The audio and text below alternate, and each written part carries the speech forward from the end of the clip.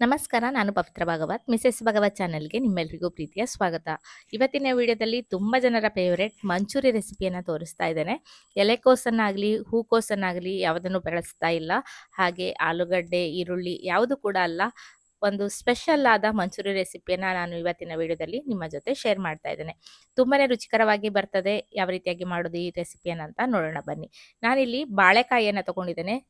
ಸಾಂಬಾರಿಗೆಲ್ಲ ಬಳಸುವಂತಹ ಬಾಳೆಕಾಯಿ ಇದು. ನಮ್ಮೂರಲ್ಲಿ ಶಾನ್ ಬಾಳೆಕಾಯಿ ಅಂತ ಹೇಳ್ತೇವೆ. ಇದನ್ನು ಬಳಸ್ಕೊಂಡು ನಾನು ಮಂಚೂರಿ ರೆಸಿಪಿಯನ್ನು ಮಾಡ್ತಾ ಇದ್ದೇನೆ. ಫಸ್ಟ್ ಟೈಮ್ ಮಾಡ್ತಾ ಇರೋದು. ಹೇಗೆ ಬರ್ತದೆ ಅಂತ ನನಗೂ ಕೂಡ ಗೊತ್ತಿರಲಿಲ್ಲ. ಒಂದು ಐಡಿಯಾ ಇತ್ತು, ಹೀಗೆ ಮಾಡಿದ್ರೆ ಚೆನ್ನಾಗಿ ಆಗ್ಬೋದು ಅಂತ.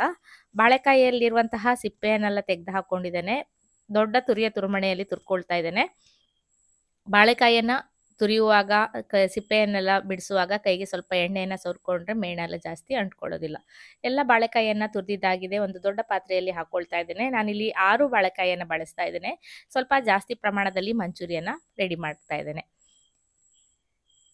ತುರಿದಿರುವ ಬಾಳೆಕಾಯಿಗೆ ಅಕ್ಕಿ ಹಿಟ್ಟನ್ನು ಸೇರಿಸ್ಕೊಳ್ತಾ ಇದ್ದೇನೆ. ಒಮ್ಮೆಲೆ ಜಾಸ್ತಿ ಹಾಕ್ತಾ ಇಲ್ಲ, ನೋಡಿಕೊಂಡು ಮತ್ತೆ ಬೇಕಾದರೆ ಹಾಕಿದ್ರೆ ಆಯಿತು ಅಂತ.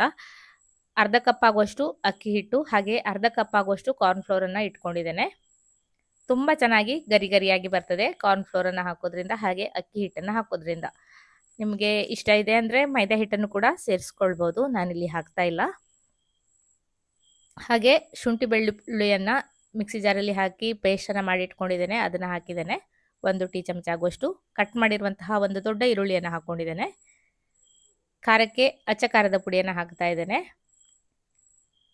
ಜಾಸ್ತಿ ಪ್ರಮಾಣದಲ್ಲಿ ಮಾಡ್ತಾ ಇರೋದ್ರಿಂದ ನೋಡಿಕೊಂಡು ಮತ್ತೆ ಬೇಕಾದರೆ ಸೇರಿಸಿದ್ರೆ ಆಯಿತು ಅಂತ 1.5 ಟೀ ಚಮಚ ಆಗುವಷ್ಟು ಹಾಕ್ಕೊಂಡಿದ್ದೇನೆ. ಖಾರದ ಪುಡಿ ಕೂಡ ತುಂಬಾ ಖಾರವಾಗಿತ್ತು ಹಾಗಾಗಿ. ಹಾಗೆ ರುಚಿಗೆ ಬೇಕಾಗುವಷ್ಟು ಉಪ್ಪನ್ನು ಹಾಕ್ಕೊಳ್ತಾ ಇದ್ದೇನೆ.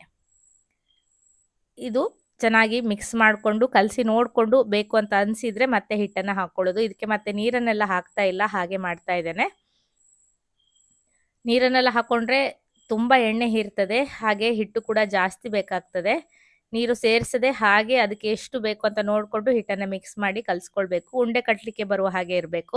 ಸ್ವಲ್ಪ ಮೆತ್ತಗೆ ಇದ್ರೂ ಪರವಾಗಿಲ್ಲ, ಉಂಡೆ ಕಟ್ಟಲಿಕ್ಕೆ ಬರುವಷ್ಟು ಮಾಡಿಕೊಂಡ್ರೆ ಆಯಿತು.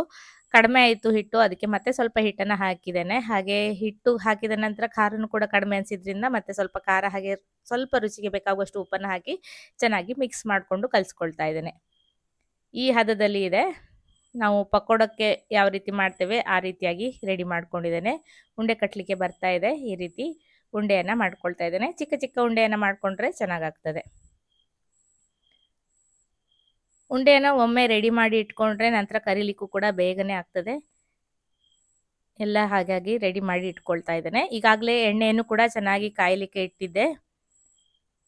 ಬಿಸಿಯಾದ ನಂತರ ಮಾಡಿರುವಂತಹ ಉಂಡೆಗಳನ್ನು ಇದರಲ್ಲಿ ಹಾಕಿ ಕರ್ಕೊಳ್ತಾ ಇದ್ದೇನೆ. ನೀವು ಹಲವಾರು ಬಗೆಯ ಮಂಚೂರಿಗಳನ್ನು ಟ್ರೈ ಮಾಡಿರ್ಬೋದು. ಈ ಒಂದು ಮಂಚೂರಿಯನ್ನು ಕೂಡ ಟ್ರೈ ಮಾಡಿ ನೋಡಿ, ತುಂಬಾ ಚೆನ್ನಾಗಿ ಬರ್ತದೆ. ಅದರಲ್ಲಿ ಹೊರಗಡೆಯಿಂದ ನೀವು ಸಾಸ್ ಯಾವ ರೀತಿ ರೆಡಿ ಮಾಡ್ತೀರಾ ಅನ್ನೋದ್ರ ಮೇಲೆ ಡಿಪೆಂಡ್ ಆಗ್ತದೆ. ತುಂಬ ಚೆನ್ನಾಗಿ ಸಾಸನ್ನು ರೆಡಿ ಮಾಡಿಕೊಂಡ್ರೆ ಇದು ಬಾಳೆಕಾಯಿಯಿಂದ ಮಾಡಿದಂತಹ ಮಂಚೂರಿ ಅಂತ ಗೊತ್ತೇ ಆಗೋದಿಲ್ಲ. ಇಲ್ಲಾಂದರೆ ಸ್ವಲ್ಪ ಬಾಳೆಕಾಯಿಯ ಪರಿಮಳ ಖಂಡಿತ ಬರ್ತದೆ. ಎಲ್ಲ ಮಂಚೂರಿಯ ಬಾಲನ್ನು ಈ ರೀತಿ ಕರೆದು ತಗೊಂಡಿದ್ದೇನೆ. ಒಂದು ಕಡೆ ಹೊಂಬಣ್ಣ ಬಂದ ನಂತರ ಮತ್ತೊಂದು ಕಡೆಗೆ ತಿರುವಿ ಹಾಕ್ಕೊಂಡು ಚೆನ್ನಾಗಿ ಗರಿ ಆಗೋ ತನಕ ಕರ್ಕೊಳ್ತೇನೆ. ನೋಡ್ಲಿಕ್ಕೂ ಕೂಡ ಇದು ಗೊತ್ತಾಗ್ತಾ ಇಲ್ಲ ಅಲ್ವಾ, ಇದು ಬಾಳೆಕಾಯಿಯಿಂದ ನಾವು ಮಾಡ್ತಾ ಇದ್ದೇವೆ ಅಂತ. ತುಂಬಾ ಚೆನ್ನಾಗಿ ಬರ್ತದೆ. ಬಾಳೆಕಾಯಿ ಮನೆಯಲ್ಲಿ ಇತ್ತು ಅಂದರೆ ಒಮ್ಮೆ ಟ್ರೈ ಮಾಡಿ ನೋಡಿ. ಎಲ್ಲ ಗರಿ ಗರಿ ಆಗಿದೆ, ತೆಗೆದಿಟ್ಕೊಳ್ತಾ ಇದ್ದೇನೆ. ಉಳಿದಿದ್ದನ್ನು ಕೂಡ ಇದೇ ವಿಧಾನದಲ್ಲಿ ಕರೆದು ತಗೊಳ್ತೇನೆ. ಮಂಚೂರಿಯನ್ನು ಕ್ಯಾಬೇಜಿಂದನೇ ಮಾಡಬೇಕು ಅಥವಾ ಗೋಬಿಯಿಂದನೇ ಮಾಡಬೇಕು ಅಂತ ಇಲ್ಲ. ಖಂಡಿತ ಈ ವಿಧಾನವನ್ನು ನೀವು ಒಮ್ಮೆ ಟ್ರೈ ಮಾಡಿ ನೋಡಿ.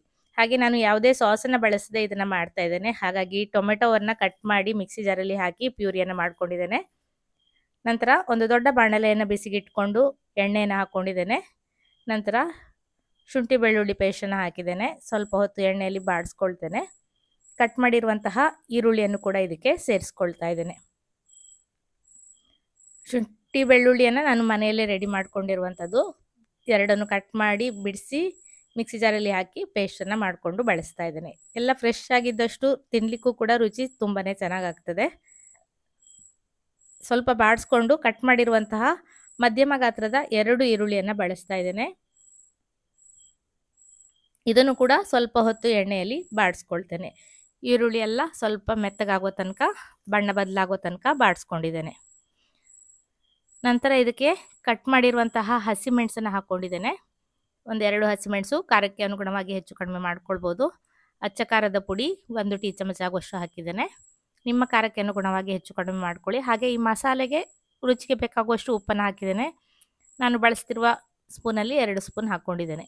ನಂತರ ಮಾಡಿರುವಂತಹ ಟೊಮೆಟೊ ಪ್ಯೂರಿಯನ್ನು ಹಾಕಿ ಚೆನ್ನಾಗಿ ಇದನ್ನು ಕುದಿಸ್ಬೇಕು.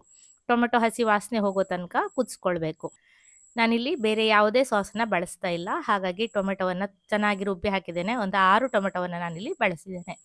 ಹಾಗೆ ಸಕ್ಕರೆ 2 ಟೇಬಲ್ ಚಮಚ ಆಗುವಷ್ಟು ಹಾಕಿದ್ದೇನೆ. ಹುಳಿ, ಉಪ್ಪು, ಖಾರ ಎಲ್ಲ ಬ್ಯಾಲೆನ್ಸಿಗೆ ಸಿಹಿಯನ್ನು ಹಾಕಲೇಬೇಕು.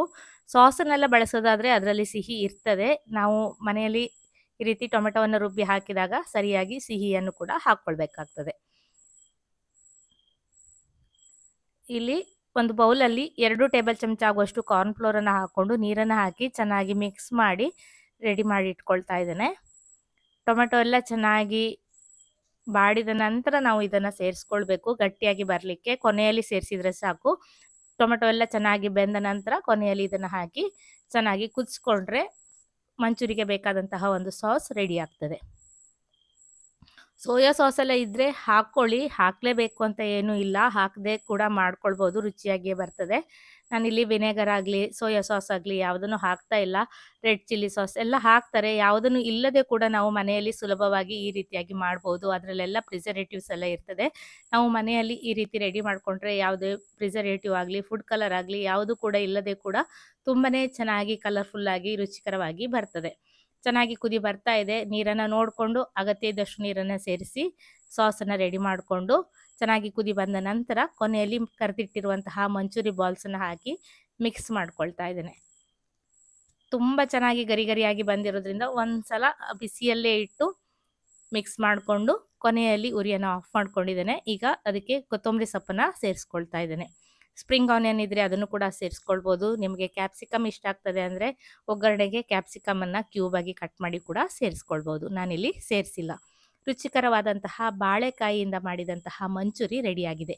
ಇವತ್ತಿನ ಈ ಒಂದು ರೆಸಿಪಿ ನಿಮಗೆಲ್ಲ ಇಷ್ಟ ಆಗಿದೆ ಅಂತ ಅಂದ್ಕೊಳ್ತೇನೆ. ಇಷ್ಟ ಆದರೆ ಖಂಡಿತ ಒಂದು ಲೈಕ್ ಮಾಡಿ, ಶೇರ್ ಮಾಡಿ, ಅನಿಸಿಕೆಯನ್ನು ಕಮೆಂಟಲ್ಲಿ ತಿಳಿಸಿ.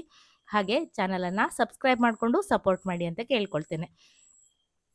ಖಂಡಿತ ನೀವು ಒಮ್ಮೆ ಈ ರೆಸಿಪಿಯನ್ನು ಟ್ರೈ ಮಾಡಿ ನೋಡಿ, ನಿಮಗೂ ಕೂಡ ಇಷ್ಟ ಆಗ್ಬೋದು. ಇದೇ ರೀತಿ ಇನ್ನೂ ಹೆಚ್ಚಿನ ರೆಸಿಪಿಗಳೊಂದಿಗೆ ಬರ್ತಾ ಇರ್ತೇನೆ. ಚಾನಲನ್ನು ಸಬ್ಸ್ಕ್ರೈಬ್ ಮಾಡ್ಕೊಂಡಿರಿ.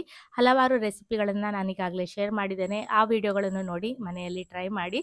ಇನ್ನೊಂದು ಹೊಸ ರೆಸಿಪಿಯೊಂದಿಗೆ ಬರ್ತೇನೆ. ಮತ್ತೊಂದು ವಿಡಿಯೋದಲ್ಲಿ ಸಿಗ್ತೇನೆ. ಅಲ್ಲಿಯವರೆಗೂ ನಮಸ್ಕಾರ.